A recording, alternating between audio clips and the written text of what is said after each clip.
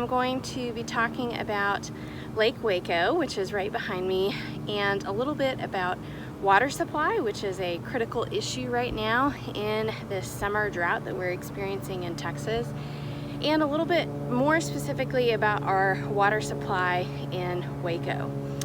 So Lake Waco dates back to a lake that was created using an earthen dam in the 1930s, and then in the 60s the U.S. Army Corps of Engineers built the lake and the new dam to where it is today, primarily for flood control, but also for water supply purposes. So the Army Corps of Engineers is the actual entity that really owns and runs the lake. They regulate and have built a lot of lakes across the state in the U.S., primarily to prevent flood control. Lake Waco has a surface water right permit to utilize the water in the lake for water supply. So all surface water in the state of Texas is basically held in trust by the Texas Commission on Environmental Quality. And in order to use that water for beneficial use, you have to have some type of permit, whether that's for recreation or municipal use or agriculture.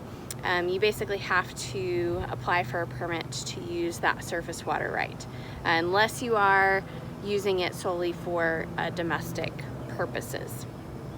So this water supply is really unique. It's very close to Waco, and so the stormwater runoff from Waco is going to significantly impact this lake and this watershed. Waco is also really unique in that it's a large volume of water to supply a not small population, but it's large for the population that we have. We're very fortunate in Texas to have this water supply. And a lot of that is due to the forward thinking of our municipality. So in 2003, the lake or the city of Waco actually raised the conservation pool of the lake an additional 7 feet in order to increase the water supply because they were looking at water supply at that time and realized that, you know, based off of future population growth and increasing drought, this area likely will have water shortages at some point. And so in 2003, the lake level was raised 7 feet to increase the storage of the lake and increase water supply for Waco. So we have a couple of rivers that feed into Lake Waco. We have the Bosque rivers, so the North, Middle, and South Bosque River, and then also Hog Creek are our main tributaries into Lake Waco. After Lake Waco, the Bosque River continues downstream of the lake, and that's actually where we pull out our water supply. And then the Bosque River feeds into the Brazos River, which runs right downtown. So what a great resource, and you can see right now it is pretty low. So we are now in conservation measures, required drought contingency measures because of the lake level. But we are kind of late to the game in terms of Texas communities because we do have a lot greater water supply than a lot of other places in Texas. So let's take a look at a little bit more of the dam and the dissolved air flotation plant, our first drinking water plant, the DAF, and let's talk about water quality in Waco.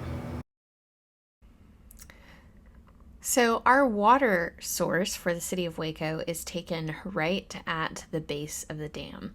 And that water then goes to the DAF, which is the dissolved air flotation plant.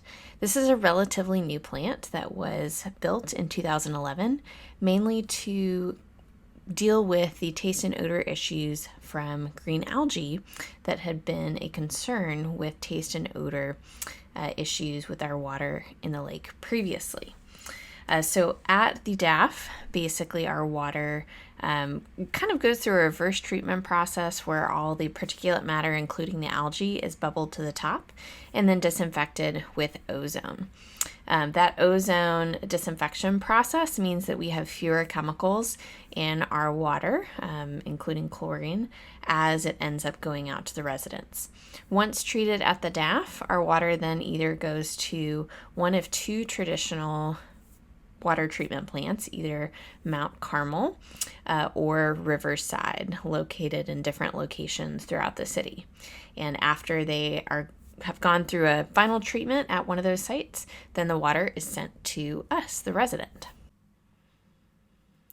Water is an incredibly valuable resource, not just because we don't have a lot of rain or sources for water here in Texas, but also because treating water takes a lot of energy, time, and effort.